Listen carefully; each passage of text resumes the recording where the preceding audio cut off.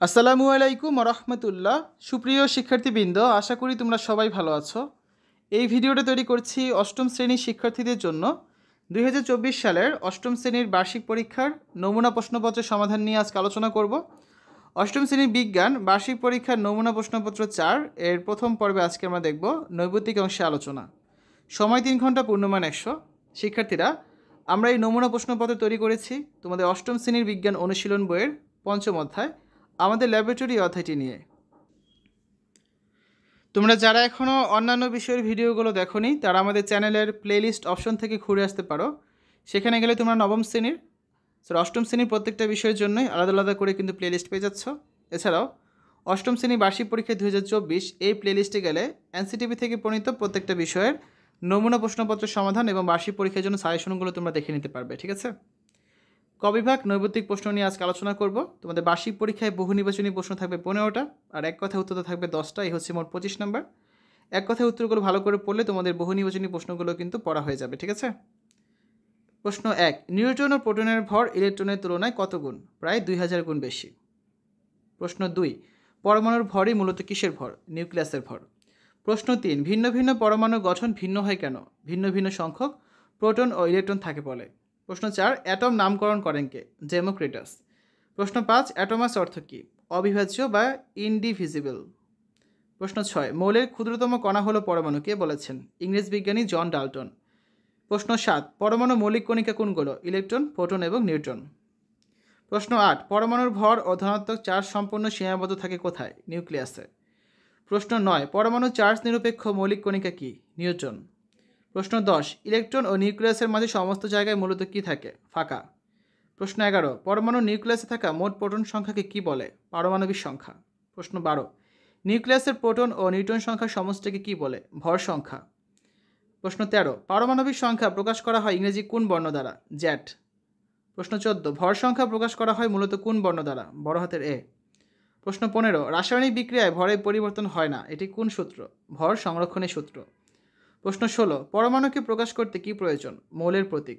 প্রশ্ন 17, পরমাণু ব্যাসার্ধ নিউক্লিয়াসের ব্যাসার্ধ থেকে কত গুণ বড়? প্রায় লক্ষ গুণ বড়। প্রশ্ন 18, ভর সংখ্যা দ্বারা কী বোঝায়? প্রোটন প্লাস নিউট্রন সংখ্যা। প্রশ্ন 19, নিউট্রন সংখ্যা n কীভাবে বের করা যায়? নিউট্রন সংখ্যা সমান ভর সংখ্যা a মাইনাস প্রোটন সংখ্যা z। প্রশ্ন 20, একই মৌলের ভিন্ন ভিন্ন ভর সংখ্যা বিশিষ্ট পরমাণু সমূহকে কী বলে? আইসোটোপ বলে। প্রশ্ন 21, একটি মৌলের আইসোটোপে কী ভিন্ন থাকে? নিউট্রন সংখ্যা। প্রশ্ন 22, কোনো নিউট্রন নেই এমন একটি পরমাণুর নাম লেখো। হাইড্রোজেন। প্রশ্ন 23, নিউট্রন সংখ্যায় 2 বিশিষ্ট হাইড্রোজেন পরমাণুর আইসোটোপের নাম লিখো। ট্রিটিয়াম।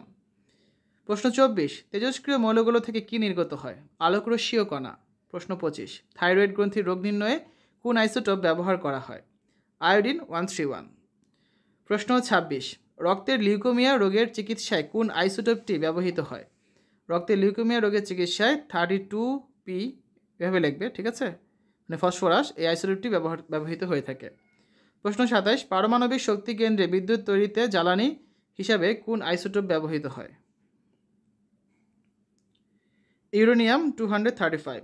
প্রশ্ন 28, রূপপুর পারমাণবিক বিদ্যুৎ কেন্দ্রে বিদ্যুৎ উৎপাদনের লক্ষ্যমাত্রা কত? 2400 মেগাওয়াট। প্রশ্ন 29, দ্বিতীয় বিশ্বযুদ্ধের সময় জাপানের কোথায় পারমাণবিক বোমা ফেলা হয়েছিল?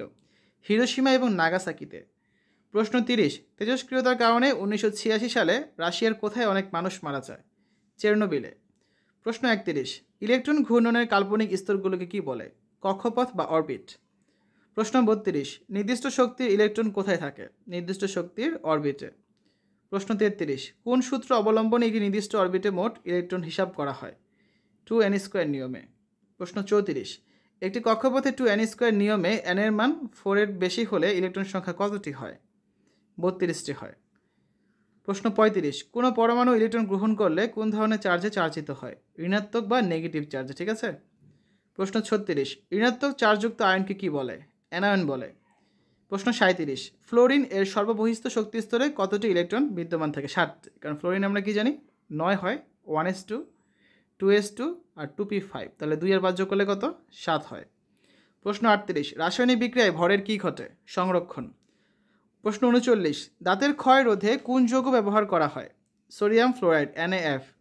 প্রশ্ন 40, ক্যাটায়ন কোন চার্জে চার্জিত? ধনাত্মক চার্জে চার্জিত। প্রশ্ন 41, লিথিয়াম অক্সাইডের সংকেত কি? Li2O। প্রশ্ন 42, ম্যাগনেসিয়াম অক্সাইডের সংকেত কি? MgO।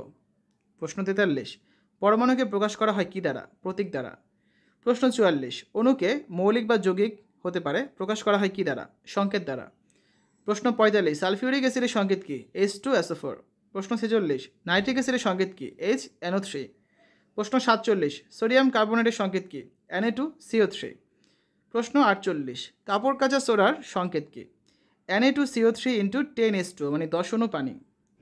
প্রশ্ন 49, সোডিয়াম বাইকার্বনেট বা বেকিং সোডা বা খাবার সোডার সংকেত কি? NaHCO3।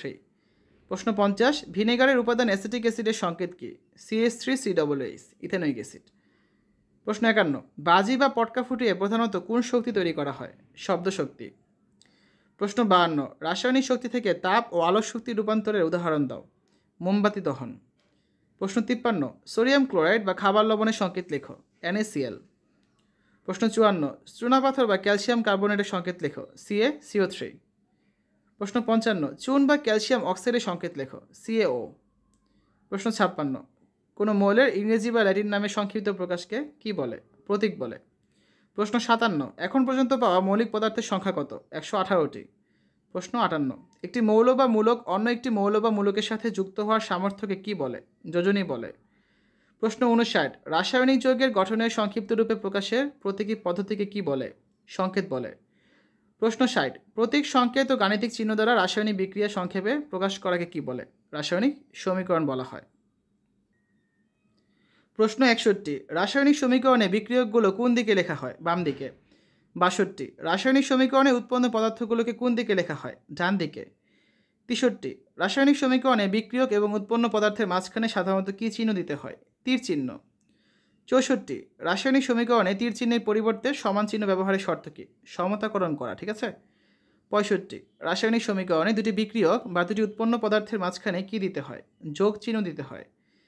66, প্রকৃত রাসায়নিক সমীকরণে বিক্রিয়কে কী ধরনের সংকেত লেখা হয়? রাসায়নিক সংকেত। 67, চুনের মধ্যে পানি দিলে চুন গরম হয়ে যায়, এটি কোন ধরনের পরিবর্তন? রাসায়নিক পরিবর্তন। 68, গ্লুকোজে পানির মধ্যে দিলে ঠান্ডা অনুভূত হয়, এটি কোন ধরনের পরিবর্তন? ভৌত পরিবর্তন। 69, কঠিন লোহা বা স্বর্ণকে উত্তপ্ত করে তরলে পরিণত করা হলো, এটি কোন ধরনের পরিবর্তন? ভৌত পরিবর্তন।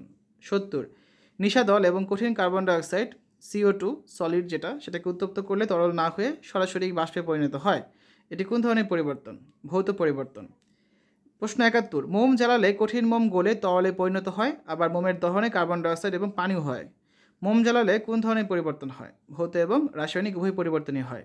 প্রশ্ন 72, যে পরিবর্তনের ফলে পদার্থের শুধু বাহ্যিক আকার বা অবস্থানের পরিবর্তন হয় তাকে কী পরিবর্তন বলে? ভৌত পরিবর্তন।